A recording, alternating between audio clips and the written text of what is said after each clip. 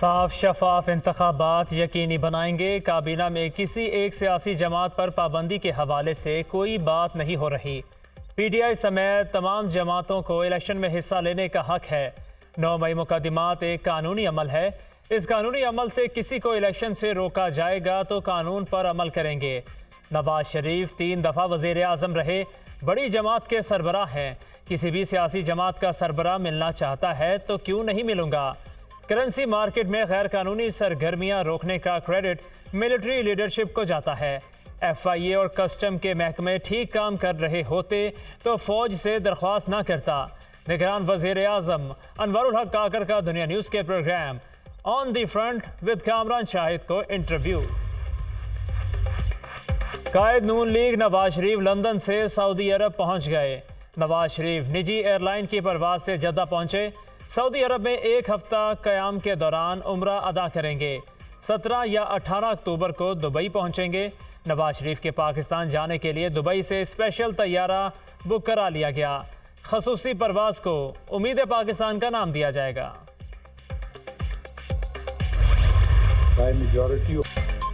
Parliament की तरफ से मंजूर किया गया कानून बरकरार। अदालत उज़्मा ने supreme court practice and procedure act के खिलाफ दरख्वास्तें मुस्तरद कर दी।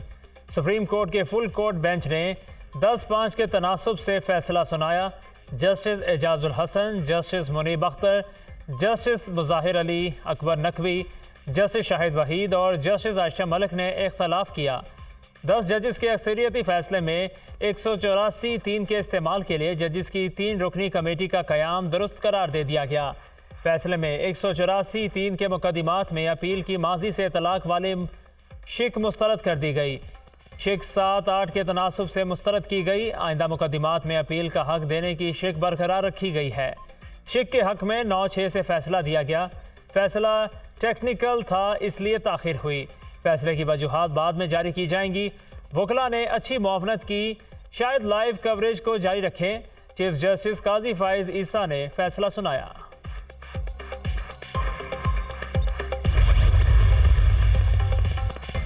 सुप्रीम कोर्ट के फैसले में अपील का हक माजी से देने की शिक 8-7 के तनासुब से मुस्तरद की गई। अक्सरियती फैसले से इख्तलाफ करने वालों में चीफ जस्टिस काजी फाइज ईसा, जस्टिस सरदार तारिक मसूद, जस्टिस मंसूर अली शाह, जस्टिस अमीनुद्दीन खान शामिल। जस्टिस जमाल खान बंदुखेल, जस्टिस अतर मिनल्ला और जस्टिस मुसरत हिलाली ने भी इख्तलाफी नोट लिखा। 8 जज साहिबान ने माजी से तलाक की शिक को मुस्तरद किया। फुल कोर्ट बेंच के फैसले में आइंदा मुकदमात में अपील का हक देने की कानूनी शिक पर भी इख्तलाफ राय सामने आया। 9 जज साहिबान अपील का हक देने के हामी, 6 जजेस ने इख्तलाफ किया। आर्टिकल 184(3) के मुकदमात में अपील के माजी से तलाक वाली शिक मुस्तरद होने से नवाज शरीफ और जहांगीर तरीन को फ़ायदा नहीं हो सकेगा। मुतल्लिका अफराद को अपील का हक आइंदा मुकदमात में हासिल होगा। वकील एमानुल्लाह यूसुफजई की दुनिया न्यूज़ की गुफ्तगू। फुल कोर्ट बेंच के फैसले के खिलाफ नज़र-ए-सानी की दरख्वास्त दायर की जाएगी, जिसे फुल कोर्ट बेंच ही सुनेगा। नज़र-ए-सानी में अपील का हक मिल भी सकता है। नाअहली की मुद्दत इलेक्शन एक्ट तरमीम में 5 साल की जा चुकी है। नवाज शरीफ के लिए कोई परेशानी की बात नहीं। माहिर कानून इरफान कादिर की गुफ्तगू। पार्लियामेंट ने सुप्रीम कोर्ट की इज्जत की। पार्लियामेंट हमारी दुश्मन नहीं, ना हम उनके दुश्मन हैं। मिलकर चल सकते हैं। इदारों को लड़ाने की कोशिश ना करें। पार्लियामेंट एक कदम आगे जा सकती थी लेकिन नहीं गई। हमें इदारों की इज्जत रखनी चाहिए। अदालती फैसलों की पाबंदी और उन पर अमल दरामद ज़रूरी है। आइन में कहा लिखा है कि अदालती फैसले भी कानूनी होंगे। ये क्यों नहीं कहते कि आइन साजों ने पार्लियामेंट या लॉ का लफ्ज़ दानिस्ता तौर पर इस्तेमाल किया। पार्लियामान ने आइन को जानदार किताब के तौर पर बनाया जो वक्त पढ़ने पर इस्तेमाल हो सके। चीफ जस्टिस के प्रैक्टिस एंड प्रोसीजर एक्ट के खिलाफ दरख्वास्तों पर समाअत के दौरान रिमार्क्स। आइन चीफ जस्टिस को मास्टर ऑफ रोस्टर तस्लीम नहीं करता। अटॉर्नी जनरल के दलाइल, मास्टर तो एक है, ऊपर वाला। क्या नौ आबादियाती निज़ाम से ही मास्टर की इस्तिलाह लेनी है? हम तो 1400 साल पहले की तरफ देखते हैं। समाअत के दौरान चीफ जस्टिस का अटॉर्नी जनरल से मुकालिमा। मुस्लिम लीग नून के सदर शहबाज शरीफ ने प्रैक्टिस एंड प्रोसीजर एक्ट पर सुप्रीम कोर्ट का फैसला खुशाइंद करार दे दिया। फैसले से पार्लियामेंट की तौकीर में इजाफा हुआ, जो अवाम की हकीकी नुमाइंदा है। आईनी माहिरीन के मुताबिक इस फैसले के तनासुर में नवाज शरीफ के माजी के फैसलों के खिलाफ अपील पर कोई असर नहीं पड़ेगा। शहबाज शरीफ का अदालती फैसले पर ट्वीट।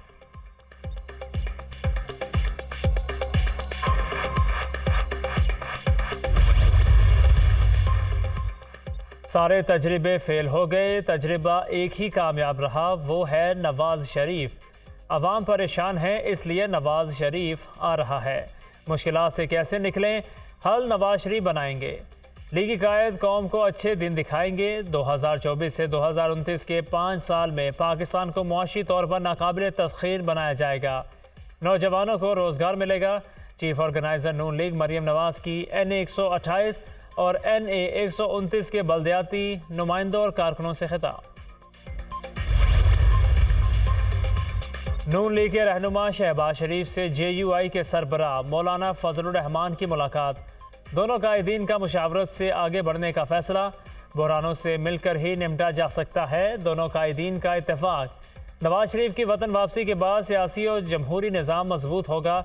शहबाज शरीफ की गुफ्तगू, सच बेनकाब हो चुका, नवाज शरीफ सियासी इंतकाम का निशाना बनाए गए। साबिक वज़ीर आज़म की आमद पाकिस्तान के लिए अच्छी खबर है। मौलाना फजल रहमान का इजहार ख्याल। मुलाकात में एहसन इकबाल, अयाज सादिक और अतार तारड़ भी मौजूद।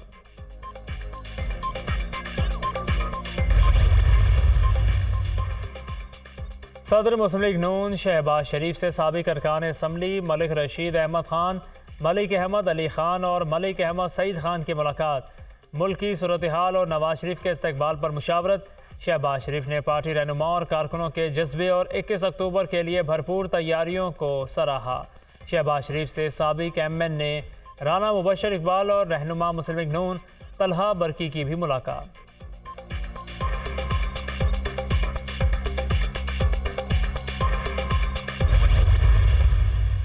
इसराइल की निहत्ते फ़लस्तीनियों पर बर्बरियत। गज़ा में गुज़श्ता रोज़ से 450 मकामात पर बमबारी। दर्जनों लड़ाका तैयारों ने गज़ा के इलाके अल-फुरकान में 200 से ज़्यादा हमले किए। शहीद फ़लस्तीनियों की तादाद 1100 से ज़ायद हो गई। 5000 से ज़ायद ज़ख्मी। शोहदा में 143 बच्चे और 105 ख़वातीन भी शामिल। इसराइल को अमरीकी फ़ौजी कुमुक भी पहुँच गई। गज़ा के 2,60,000 से ज़ायद शहरी बेघर। बमबारी से इमारतें, मलबे का ढेर, 1000 से ज़ायद मकानात तबाह। गज़ा में अशिया की किल्लत, बुनियादी ज़रूरियात को पूरा करना एक चैलेंज बन गया। अक़वाम मुत्तहिदा। गज़ा में तबाही के हौलनाक मनाजिर। इसराइल का फ़लस्तीन पर जुल्म आखिरी हदों को छूने लगा। सेहूनी फोर्सेस की गज़ा की पट्टी और फ़तेह में शदीद बमबारी। 3 लाख इसराइली फ़ौजी गज़ा की सरहद पर मौजूद। इसराइल की गज़ा इस्लामिक यूनिवर्सिटी पर भी बमबारी, नामो निशान मिटा दिया। फास्फोरस बमों का इस्तेमाल। हमास की अल-क़िसाम ब्रिगेड के सरबराह के घर पर हमला। मोहम्मद ज़ईफ़ के वालिद, भाई, भतीजे और पोती शहीद। गज़ा के इलाके खान यूनस में अल-क़िसाम ब्रिगेड का ज़मीन से फ़िज़ा में मार करने वाले मिसाइल का इस्तेमाल।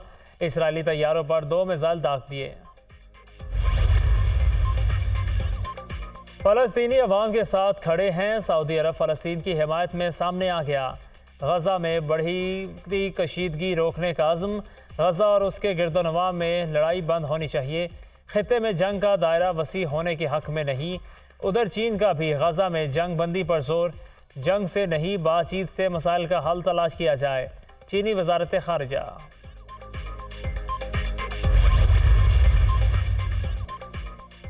दुनिया इसराइल के ख़िलाफ़ आवाज़ उठाने लगी। यूरोपीय यूनियन की गज़ा की नाकाबंदी की मुखालिफत। इसराइल बैनुल-अक़वामी क़वानीन के ख़िलाफ़ वर्जी कर रहा है। इसराइल को दिफा का हक़ हासिल, मगर बैनुल-अक़वामी क़वानीन के ख़िलाफ़ वर्जी काबिल कबूल नहीं। निहत्थे शहरियों को बिजली, पानी और खुराक की बंदिश की हिमायत नहीं की जा सकती। यूरोपीय यूनियन की खारजा पॉलिसी कोऑर्डिनेटर का वाज़ेह ऐलान। दुनिया के मुख्तलिफ ममालिक में फ़लस्तीनियों के हक़ में मुज़ाहरे। इटली, चिली, ब्राज़ील, यमन में सैकड़ों अफराद फ़लस्तीनी परचम उठाकर सड़कों पर आ गए। बहरीन समेत उर्दन के दारुल हुकूमत ओमान में फ़लस्तीनियों के हक़ में बड़ी रैलियाँ निकाली गईं। मुज़ाहिरीन का निहत्ते फ़लस्तीनियों पर इसराइली हमले बंद करने का मुतालिबा।